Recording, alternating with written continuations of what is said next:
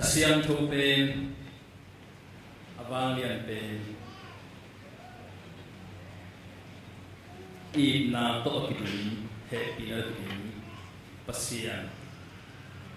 ไปโฮมเทกิกดีนะตัวปานจิดำดูดำน้ำพิยัยตัวนี้พูดบิสยังทูตุงปนินะเสียเตอุปเตนะปัสยานกัมมาลายเสียงทูตุงตัวนี้นะทุมันพาเกณฑ์ที่เกณฑ์ตานาจันมันีตัวปางตัวลุงดำกวินคุณพามเกลสักพอพิมพ์กายเสียเตตัวลุงดำกวินเล่ปัสยันกัมมาลอันไงดีปัสยันทูอลุงวัวตูมีปีเห็นตัวลุงดำมินเล่ที่ตัวปางตัวนี้ทุเกณฑ์คมนาอิลาสักคมนาอิบยักยักคมนาเตตุงตอนี่นะอิไปนำเนอิจานำกี่บางเหตุเล่าดีนะอาจจะกินทุพเลียนปีอุปตาเฮหุ่นมอเปสกาเบียกินสุขไปโลหะนี่ปีกาสัตโต้ตุงนัสิบสิบอนาตัวปนังวัวตัวปีนาเตซุงินอดัมโลเตซงดัมโลปีไม่นะpasien tunga thala di pasien to kizom di pasien sunga nung ta khom nuam ina to apai ma ngi tuai gen di to pa kamal te zong khatjat lung tang sunga huak te sunga lung sim sunga nun ta na to pan alam da nam sem he na thamar sa lung tai sa kha cham lo te ni lung dam na hi na tak sa dam lo te ni zongดำนาเล่นนาสวยดีกิยามนาลาสนวมเฮียตัวนี้ชุบผูเป็นคริสเตียนนุ่นตามนาคริสสุโมคริอารีคริสเตียนนุ่นตามนาปัสยันสุโมปัสยันอารีโม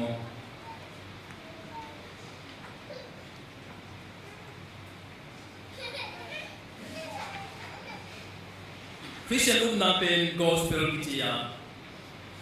เอเปานะลุงดำนาทูกอลเปานะวันเมียเวลเดงกองเอมีตั้งพิจารณาเบลกอลสิเปรินกิจันตัวต้องลุงดำนามาฮีกอสเปลไปปัสยันทุ่มเตนะปัสยันทุ่มเตนะไปเสียเตอามาอันเลี้ยงงำลุกอาสาโวกษาอลิมจิตเฮลเบียกอสเปลไปเดเป็นอากอไตมามาหันตะเฮตัวจงลุงดำนานำขันมาเอโจมีเดเปียนมากอลดำนั้นวันอมมาบีซีตูทุมลายไปกาติปันตูทุมตูลีตูขัดกรีกเตอมรูเมนเตอมจิวเตอมตัวเตหุลไลนะปัสยันเป็นบางทีอุปหิยมจีเล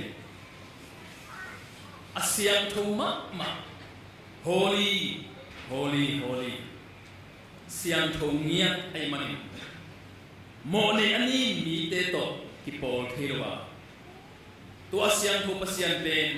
โมเนมองอาเฮียมมีเตอัทุเกนอัฐัดมังเซออากิสับอัฐัดตัวเองนั้นคิดตามมาทุกอย่างลุยไล่เสียงหัวไล่เสียงทุกอย่างลุยสุงอดงปัสยันเป็นเสียงโทมามาเสียงโทมามันไม่สุนเดนเอมันตัวอย่างปัสยันเป็นเลตุมาผมลุยนะอาสาเป็นโนมิมีเดตรงที่สุดนุกเตวันตรงมีเดตรงที่สุดโมนาโบสตุมเลsiang pite holy of holies holies siang open muna dia kini kusuma siang pite itu kena mau mai sana nge sakti Jews mite bikilina Roman mite Greek mite zong pasian iti nampe siang tule bang yan ma mai na mite to ki khol kholo to man la umoy man na ito pa Jesu kung suatate the gospel of God pasyan lungdam na thu chi pe hirolohi tuina ito pa Jesu puak pe pasyan pen siang thu ma chia iu naupu nakitang ma mo to pasyan pe mihing bangina leitunga umpaya i na pasyan hi chi umlaki to pen lungdam na gospel ki patchina barhanai ito pa Jesu sinai ko la amai singlam te tunga athuang na to mo mai na ina na umnai le ong tun lim Jesu mi ma ang pian lim te mi tam pitak te na pasyan pen siang tho loi mani mi te to por form te nya lo ba ki ta ma pasyan pen to bang hi te i na pasyan ni mi te ma to asian tho pen siam pi te le to ki khon lo dinga mi te isimmo tu ching te angiam pen to ki khon hi chung ta lo sai amen Jesu ong kwa ong ma tho pe singlam te gospel singlam te tong asima pe ong pai ni ma pe pasian up na na kilam dang kin ta amen tunia itu pu pe Christian nun ta khazi sumo khazi alani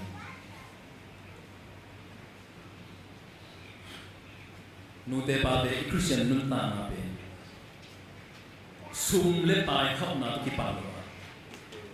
zu le san ne na zu na no zo na ki pa lo ye na lung sim hoi ma na mi ani na thu pa na bo na ki pa lo ye na meu tu na ki panin zu don lo mi to ki to ngi lo kam hoi vi na pau na to ki pa lo ye alang khat lama namo ma na lo ki pa to lo ye nakher ma na nagam tas sia na to Christian ta na ki pa lo Christian nun ta na pe pa ki pa khazi khui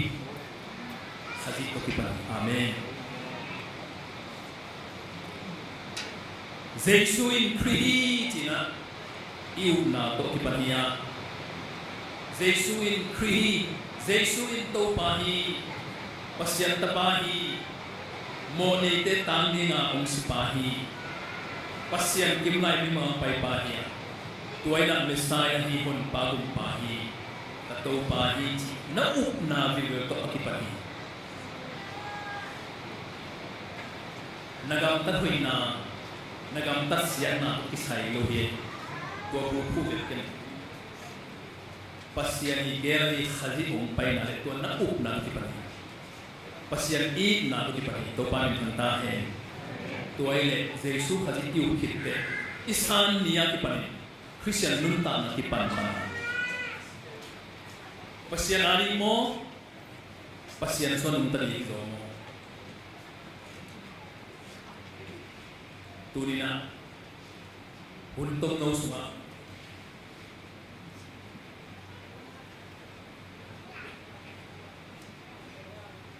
Gendo na pasyan ari nga anong ta mi po tong gendo ng khana Elijah pusunga mo nei mi te idin to changa nagal te song na itun achi thuhil sia pa pe Jesu hiya i namang Jesu pe ahoma ma miu khandom bebe to ahoma ma mi te na pasyan ari na huai Jesu Christe pasyan ari na to ahumi te na pasyan to kituang lo pasyan dam lo pasyan dei na ilo chin muai mani to ahwami te Jesu pe na at ta ni Jesu ahwa Jesu ika ichi te pen po te hiam che pasyan ari nga nun ta na pelam te den de hiam khana Pharisees te hi Pharisees ti te po te hiam chi lai thei te ki na scrap ตัวบุญลายกินลายที่จีเตมันเป็นลายสนุกเสียงเต็มปากลายได้งบโลเลย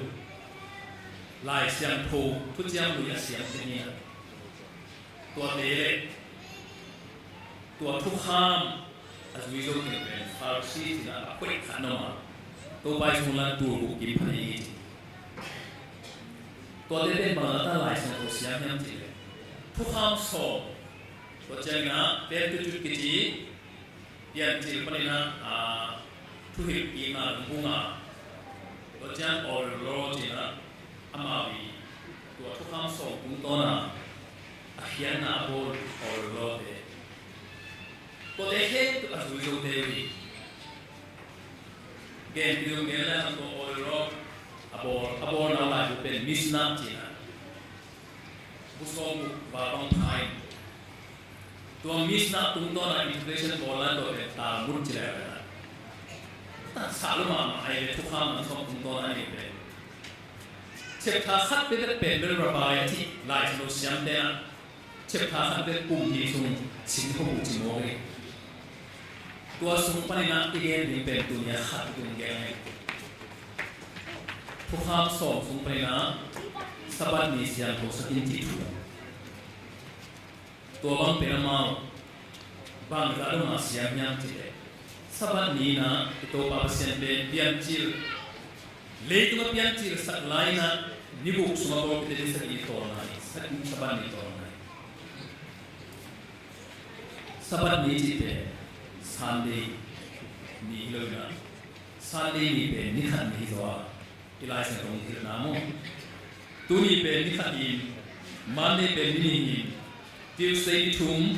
Wednesday ni, Friday ni nga, ay na, Thursday ni nga, nung naman may tuwang na tuwing ikupote. Sa nilipe, ni nga nipe mga nibu. Ani sa nilipe bang sani, to nipe tol na siya po sa nilipe. Ini berhubungan dengan dalam mandi berpihubang ni pe nikah ni saya ni mo. Kau beri license aku berhiluai. Nikah ni cipta tu ni ye. Ayo tu ni na zesu thok ini bukan ni pasti apa dia. Ini tuan ni pe tu makin orang thok ini kita ayam mana. Tua bayi non ini na tua sapat ni na nasem telu di citu he tol ni. Nasib itu macamnya, cibet berperamau, busong kumbang tu ni, tulu song kumbang tu nasib ini na. Kau jangan van gig, dom telo ini cina ni sepin, van gig itu ialah bahiri ini cina, anak kecil seperti. Nau pang aswak cil lihat bet papa ni happy, ayam happy, kemelo aswak cil. Nikah apa naungi happy akor sak lubing satawa hibuai tua cina bahasa akar lubing suam tangga akikmo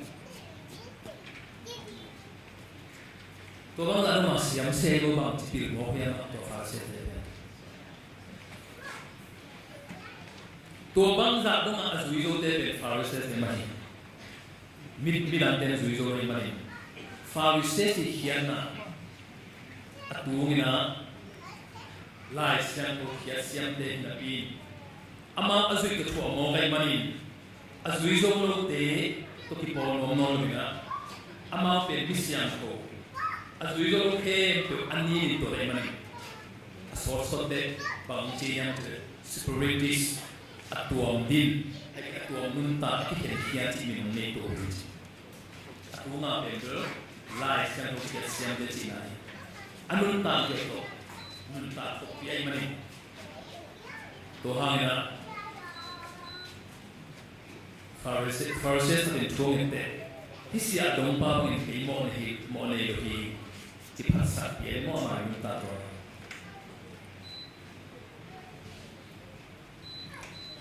Pharisees te pasien ari ahan tiang ma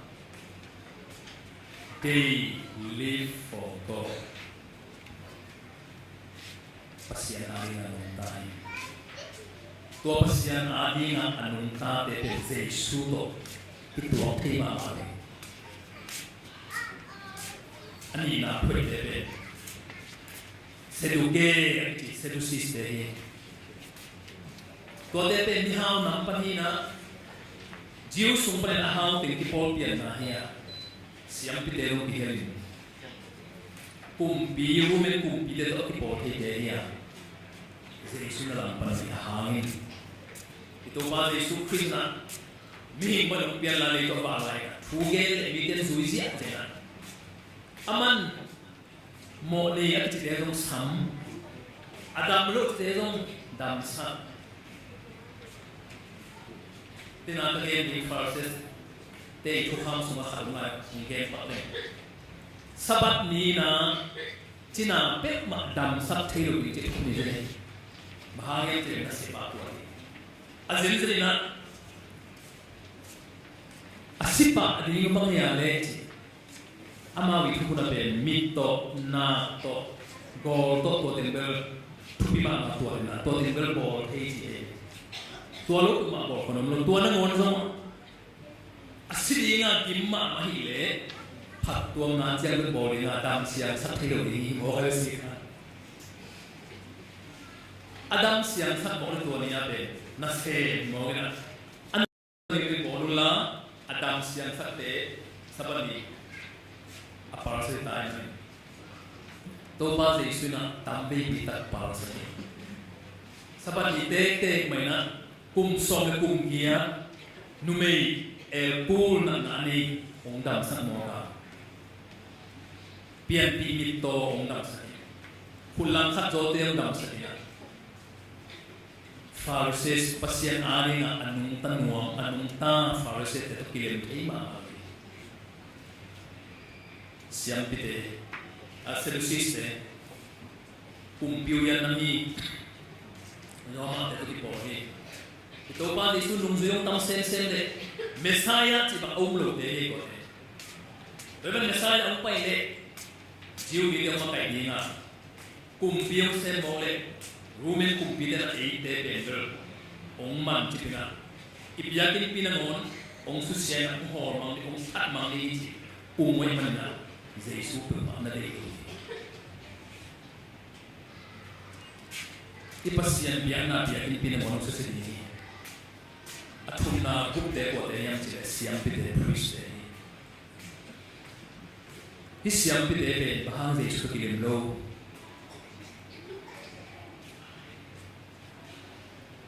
Siang pide vang ni damo spiritual halama avang ni pente ko chena leitung nun ta na sipo jama alim pente to la di mahang chile siang pitak tak tein mo nei mi te na biak biak ni nga ong ken sa te pe ta lai ai pu i pa te na doi ko chana doi tak tak biak te pe akechin aku jin aku atang dengan imam alim dengan imam Israel bide siap bide dong asal tak tak sacrifice mehal biar tak tampil lohi cimo to imanina awalai kin pen to siap bide na biar kin mon ne pa pulo na ina pothea ina azia ta ten to ni ring cimo to hulai ta kin mehal ten dong ni pi ka na khat be sa ni zo bi siam pi de mo pe mo ne dong tam sai mo to mo na ki bol ja je na to mo na bol na mo su na di na mi pi te na kan puak ke puak tu puak bong puak na to pe siam pi de ne chi ta ki na ma pasian minto ane zia de ya ta rangi le pi le tahan upatya ampana di na phokate summol momok te bangsa na upase boy lo chi mo le tahan le bi ho in sa li ba bang boy na thumye omde upate pe ber sia de upate pe sa be bi ha na nisagi ane ta ne no ambi to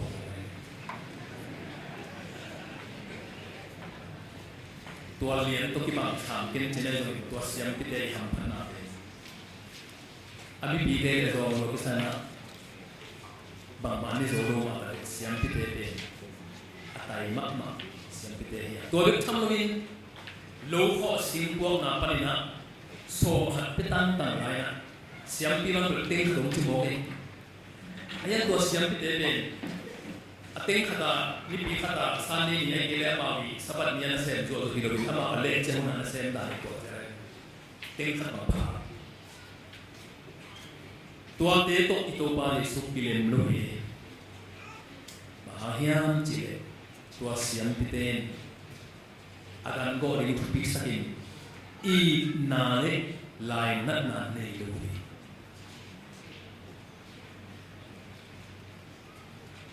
คนลำปนินะอามาเนสนาโตกันหุ่นได้เรื่องหมอสุดที่งาปวกเป็นตัวเสียงพิเตนอันนั้นเสียงเต้นนักันเสียงโทรฮีนักจิโมอามาคุมทุกคุมดีอาโคยนักันนี่ตัวเป็นฮิปยากิปัญหาเสียงพิเตนโคยเป็นกิจการที่อเมริกันพิทักษ์ตัวส่วนตัวเองตัวไปสุดนักกิจตรงเดียบเห็นมั้ยมันที่biar kita pi pasien biar kita sumber dan bini uang cina nasi tak kena nak hut ke dia gani fokus uang kau alut kham na hidup semua dia bukan hidup dia nak kau tak kaya kau bahan bang sampung kau na tu orang lagi ni khabi yang sinai yang cina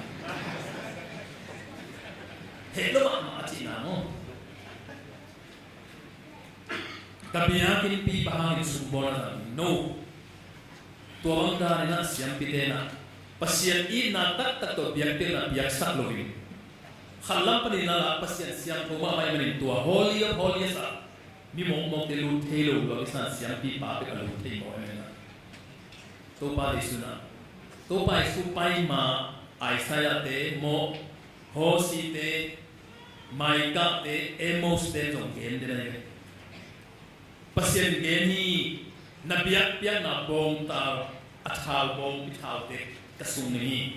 นัดาตุ้มเตกสุนีจีที่อาเกนเดนคิดสายหาลิมบังอีนาปาโร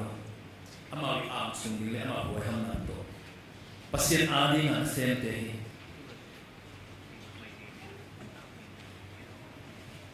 ตัวเป็นลายสังสุมาองค์เตหีนะอีลายสังสุมาอาองโลpasien hari na sa anong tako at yung lahiyan siya. Hulsega siya, Muslim teto kido, Christian. Pop aban tui pathiyan. Tulkhat le som wala ko pa natin pantul sa nila som sa nilidong sa ibig kido na pukan naman. Pasien hari na anong ta pahangin to ang ipan. Holy City at Jerusalem, Kopi, Muslim tena ang luar terjana,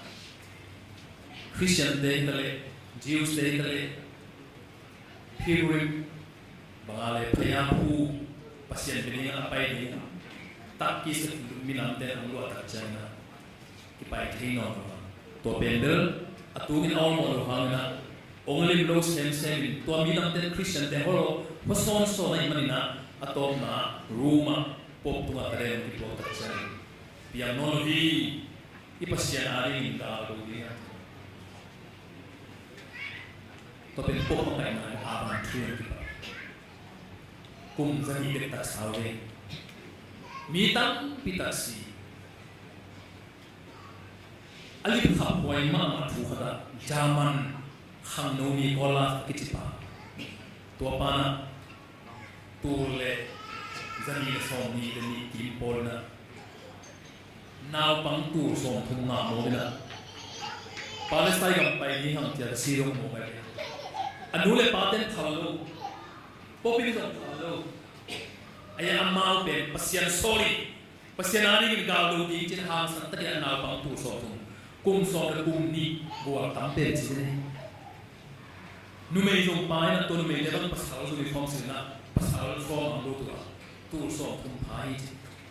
to pinjama ni de itali kama tembo pangbina pai ahe to apai zenai ta jami pa langka hun khat china si to changa bangale what one chi vom pita por he ma mo ender vom chiana vom pita mai ini kam kiching lo mai cha vom pita ta ko he ko vom in to te ko na de to langka pan na mani na ne angi matuk no Palestine kam dul tum lo to na mo te langka hun khas tua kum a pian dir kam na ang tu so ni ma ki pa le Children Crusade ayat kam Palestine kam tum man lo he pasian ari ngan ta pasian ari ngan zero sin ko bit do ki a chi mo Church historian Reverend Nugent Hanten Thei amanang ge za ma ni Roman Catholic tena ama we doctrine le tradition le khasam to ki to lo te inquisition na pi ta na abortion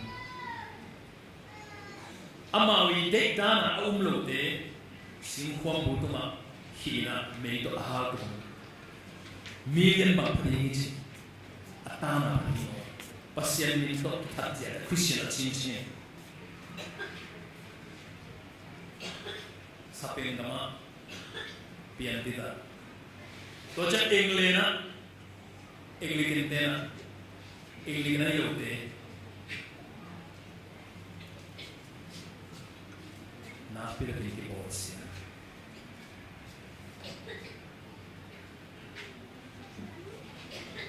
Amerika kam pasien tung tulna to englikin ay yote bosia na pan gimluma ma na me flower tempo pitong pai hiya mo pasian ari na pila kinunta ni ta pila si nule paula de tuya untuk no ina sutin tade pe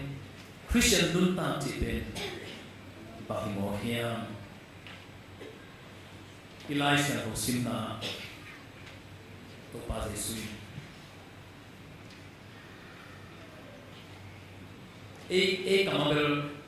amang kama bangzang tantanya chile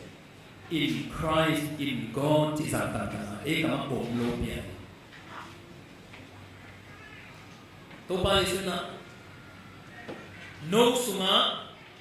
kathuma ke suma no te na wale nanget pe pe bu ong ki pe ni chi tanya amen ayan ipo binga ito pa suma omding in Christ ito pa omding toma ngina ito pa thule la pe suma in us suma omding to ai na le nange pe pe ong pe ni chang kam chang pasyan min than ta he denai Pharisees te siam pi te pasyan adi ngan nun tai pasyan suma nun talui to ai apoi na Paulu namni atwami baye Pharisees ai lain pasyan ani Christian de bol seti taka bol sepai apasyan ani na takina Christian de bol sian pai Pharisees ni tukham he anen tong zuido pai ai zongin khazi krito ong kimua khazi sunga ong tai khazi ama sung alun ta takte I na zer pahi miu he pin mi he tu tunga thoi tu hange ta angyam pen pen mo nei pen de ong yi ji Pharisees te hi le thu kham azuilo he pe limonia to de he pe asi chang van tung mi te lung tam pa mai chi au mi lai Pharisees te una to te ong kilum le na mo nei de he pi wa hi mo nei te pasen I khazi suma om te khazi ma bangin ito pa le suma bangin mo nei ni te so ko ya mo na I hilu na pi in mo na apa mi nun ta ong ta sia dong te kai khomin nu me ki suak te kai khomin thuong ni gu phian na ina puto ngai Paulin Pharisees hi lai na jing sang atho cha thumi ti bangyam chi lungdam ko na ya to be khana Gentile mia pian lo to pa lungdam lo ani na sila in nombol lungdam lo atumna lumei nombol ko lungdam Pharisees te jing sang ku tuai turin te na lumei khe nu te pa te nu ma lai te nu ne te ifet pina ito pa Jesu hangin lungdam mo ma ito pa Jesu na lumei song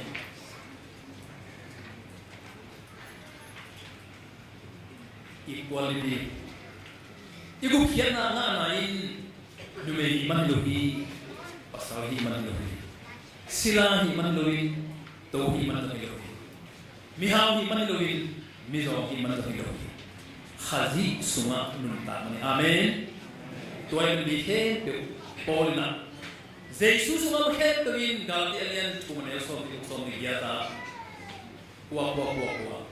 Gentile non lo Jiu som non lo numei pasal kidida nam non lo tole sila chi non lo hi ibulpi ki pakiha pasal om lo hi numei om lo ma hi kidei tan na non lo amen numei ai mani rang lo di numei ai mani kiching lo chi ba pasien suma om non lo to de pe khaji suma lu ta lo na khaji pora om la hi khaji suma tua bang numei ai mani nang te sem te lo so iku khiana na khaji bulpi na he to khaji su ni nule pawla te tuni na Christian nun ta na in ito pa Jesu ipangen kei lem wi hi kei to ki som denun to le ka phala ni tina kei pen kapa suma umin kapa dong kei suma om ma i na ka i na so omun la no zong i na so om te kun to hile na lungdam na ching ta hi amen Guai nule pa deo ngai su ilang pasianani na nung tani chi kan po pasian pa kisai ta abi jing sa vang le na het anei sa siam thon na het anei sa in ba pe la sa di pasianani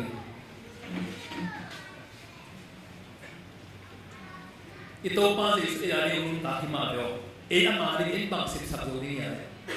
amai hoina amai sian thon amai thupin na ide la sap do ni be ke ama hi sa hi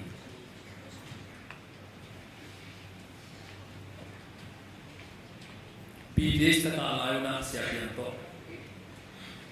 pe pa te ning de to la computer um na lo wa sip to lai chi ya de ki ta lai sip to lai na to sam te ma ta ni lo sip tolai ni ta prai tha ki mo to ben TCC former principals yang lo bang asiam ma te man ken bang a uk chi ya dai be sip tolai siap yang ben siap cha na kin pe pa ka bol cha ma ma man ki te hu de ne ke ya ri ngam nung tai nui sa bi ka ke ri lo to pe na ni chia nui lo chi ta pe oh de ken khen the lo aman ong de na to pen thanem pen ne sia den la pe pa bol pen si to la khet ni de computer na le computer e ti ta te ko om le le ke sanga ma siam do le le aman o hi sang le le oh le lung nam ko ke ke pan ko pai to pan pa pe sa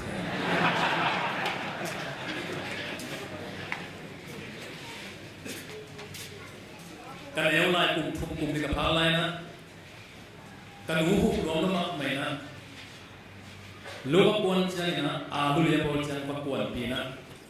alu tu pi ni ke pe ke na ku ma he ayan kan no be do ba he chile alu ka to ta ke apu lo khong ka lo kham thi ko cha ong ki de do in cha ina pi na me na pi me bol alu ma he อาลูตั้มเลยอาลูตัวขังแย่จังนะตัวเต็มตาสักละไปนะอาลูเมดปีกันที่ถอยคงคิดได้ดูโอเคอาลูเมดเป็นอาเป็นพิเศษโลโมกินก็จังเนวายเมนันที่อาสาดีองเดียวกินเล่กินที่อะไรนูเล่ปีเดียร์งานตันโมนี่อาหูโมไม่ด้วยไอ้ส่วนนี่ครับตาหูสูยนะตัวเป็นกักปุ่นจะฮิโลกักอุ่นจะฮิโลกัวจะปีนะกันอุ่นบางส่วนนี่จะเลยนับปูเดตาหูบางคนจริงตัวเป็นเป๊กจะฮิโลจะอุ่นโลเลยกัวจะไว้จ้ะอาจจะอุ่นโลปีมังกันอุ่นฟูมังกันอุ่นลุงดำเราจะหมุนมันต้องถอดก็ปะไอ้ฮินบังก็เป็นลูกนะอามายีนูเลปาเตอาลีนะกันนุ่นตาสมโมหังอามายีเด็กดูเลยก็เสกเทโลดีเตก็เสกปีสมโมหังอามาเด็กดูไอ้สมิเซมเทอินเจองจีทูเตองโซลากามันเตนัวมามาเลกินองเซมเตพัดตัวมาเลติยานีคริสเตียนนุ่นตามาอิชิฮัจิสุงะนุ่นตามาเยาฮัจิอารีอิชิเลอิลุงดัมมานาอิชิเยาอามันเกียร์นี่นะตัวองเซปต์องจิลวาสมโนไอ้สมิตัวเป็นฮัจิสุงะอินุนตาตัดใจเอเดอินุนตานะสุงะอิลุงดัมนาจิเซนเซมินฮัจิซงกับพายกับตุเตอามาคิซงเนนัยนุนตาเตกับพายงพิอานะฮัจิซงลุงดัมินปัสยามินท่านนากิลามีอาเมนปัสยามินทางปันลัวอามินท่านนากิลามีสักอาเมนตัวบังนุนตาอันนี้นะini dari siapa saja hadis adim, tapi kini keseli hadis semua kita perlu mitam kita hadis adim semua ni sina, bosnya,